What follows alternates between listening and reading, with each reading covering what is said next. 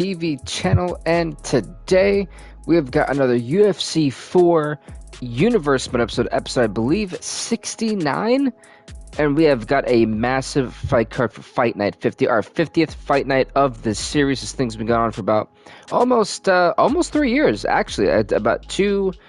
Let's see, it came out 2020, 2021, almost about 3 years almost. So that's actually really cool. I'm not going to lie. I didn't realize we've been doing this series for that long.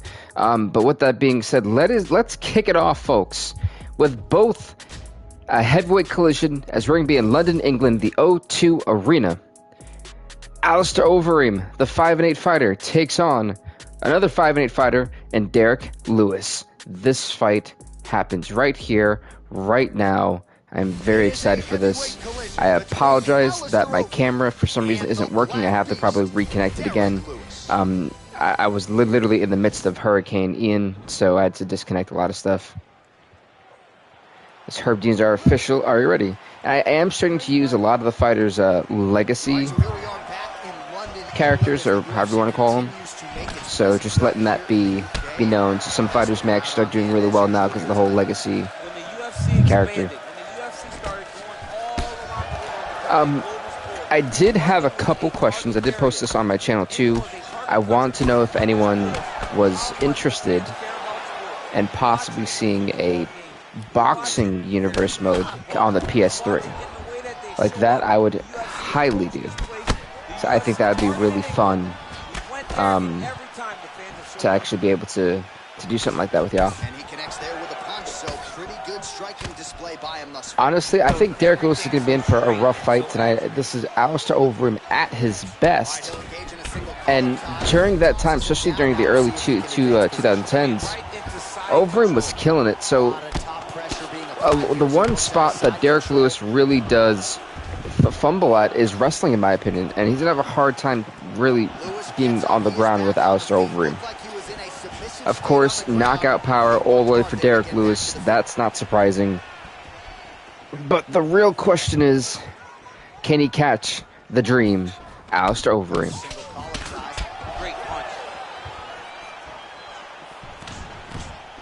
And I actually came prepared for once.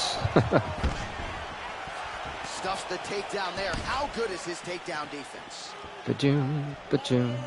All right, cool. Sorry, I'm just making sure I have everything set up. I'm trying to make sure my internet is still recovered from Hurricane Ian. They said it was a very scary hurricane for me to even be a part of.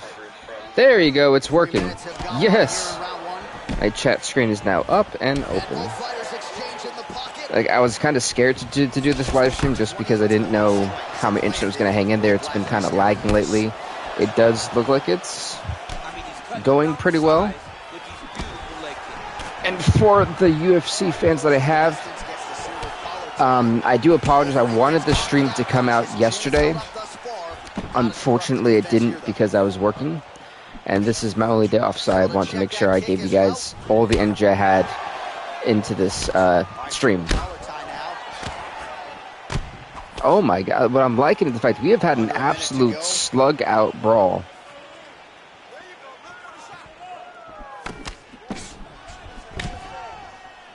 But both guys have still been very cautious. They both respect each other a great deal.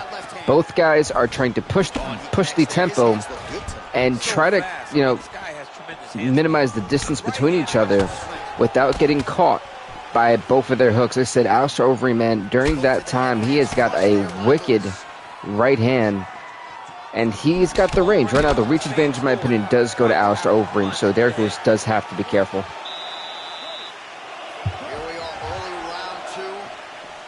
Round number 2. Oh, I think he actually got him right there with that kick. And honestly, when you have the most dangerous type of kicks, to me, are those calf kicks, because it's, if blocked, that is bone on bone, and something's going to break. It's going to be the person trying to have that. It has the force that they're trying to kick with. That bone will snap, and we've seen that in the Conor McGregor Dustin Poirier fight in real life. So Derek Lewis has got to be careful with that.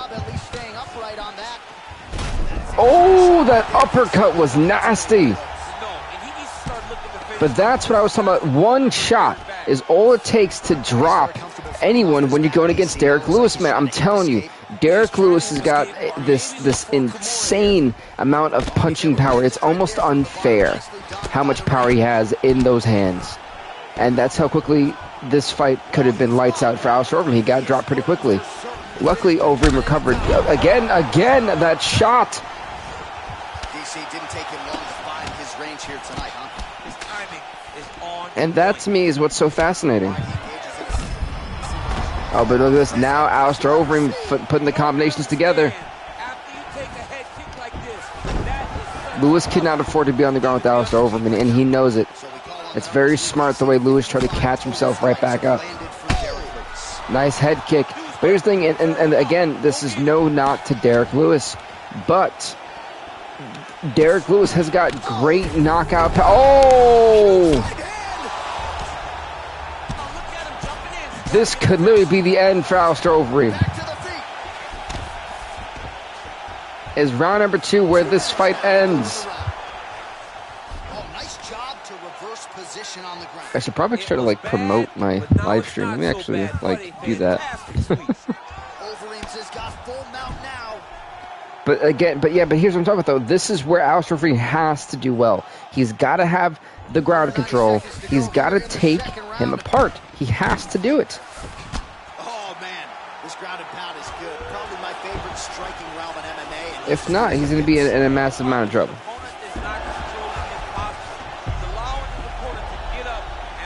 Uh-oh. This has got the guillotine. That was a nasty guillotine. He might get a finish here. Oh, what a beautiful counter to the guillotine there. Against side mount. He's left the Von Flue. And this is something you hardly ever see from Derek Lewis, is the Von Flue choke. The Von Flue choke. Derek, I would be surprised if he actually taps him out like this. There's no way.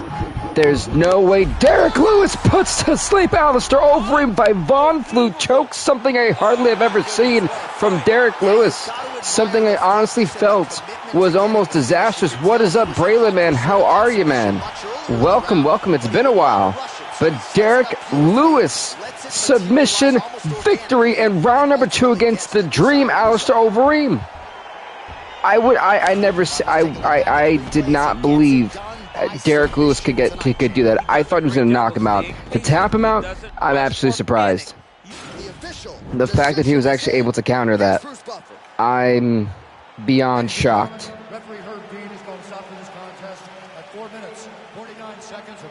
Wow.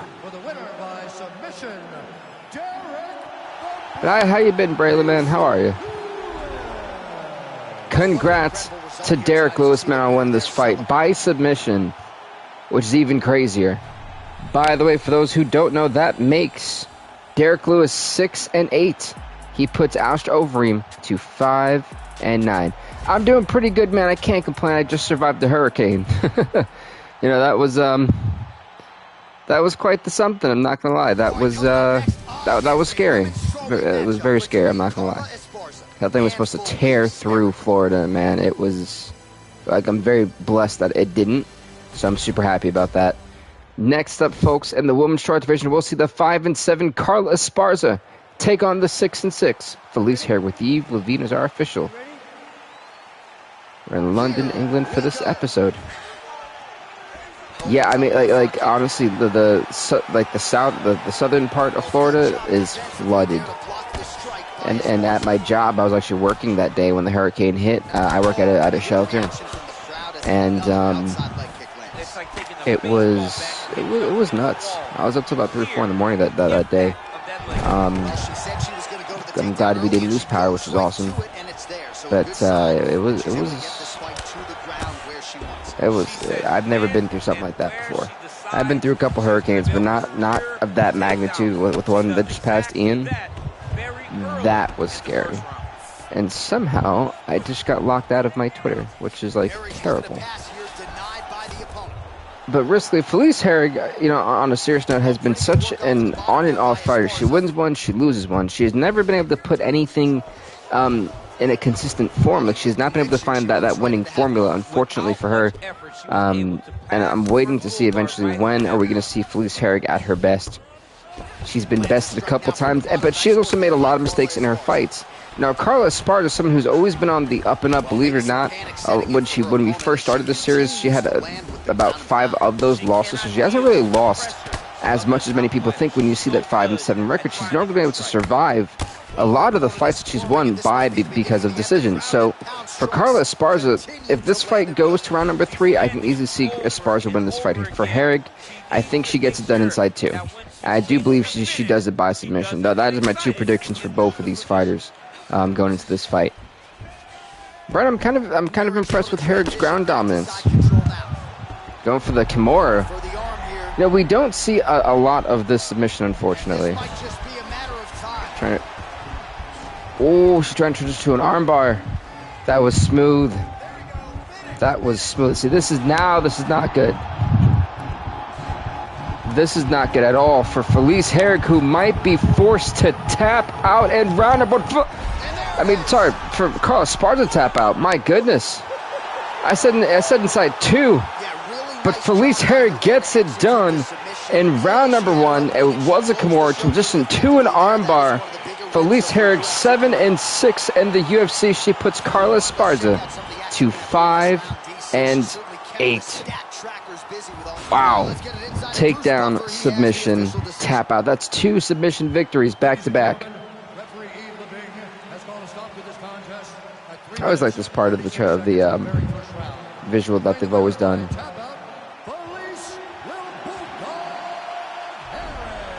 Congrats to Felice Herrig, 7-6 in the UFC. Carla Esparza 5-8.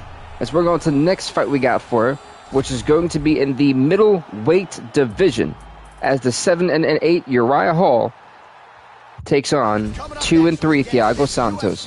What do you think? What did you think of? I think that was Mahak. Did you say Mahakchev? I believe it was Mahakchev, was it not? What do you think about Mahakchev's crazy climb he's been doing?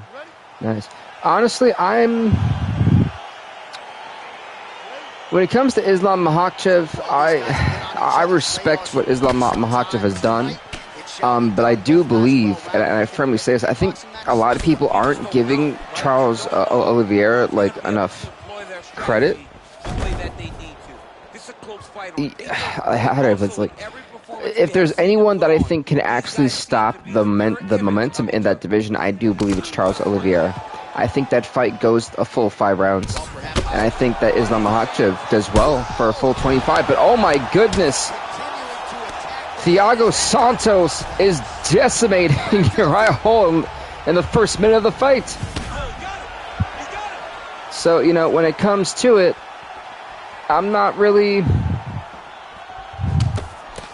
I'm not saying I'm not like convinced or anything like that, but I think Makhachev doesn't beat Charles Oliveira in 5 rounds. I don't. I think that is a split decision victory. Just over 3 minutes to go. That's a tough one. I don't know who I'd. Missed with that right hand. Oh, strong punch there by Hall. Yeah, I really don't know who you would give that one. I mean, 48-49 would be the score that I would have. So I think that's a matter of, because both guys are so similar. Not similar, but both guys, right? Makhachev and Oliveira are very similar in terms of the way they wrestle.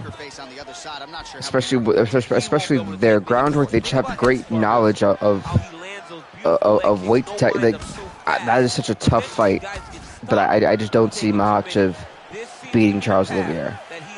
Not by knockout, not by submission. I think the same thing for Oliveira. I don't think he gets it done by knockout or submission. I think he gets it done by decision, and it's a split decision. To be honest, Thiago Santos has just done phenomenal so far in round number 1. Just everything he's thrown has been landing, and it's just been, you know, Uriah Hall has not had any answer back for a lot of the shots that Thiago Santos has thrown.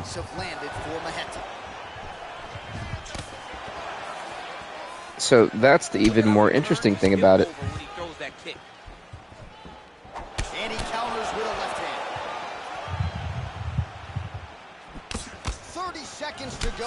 Nice kick to the leg.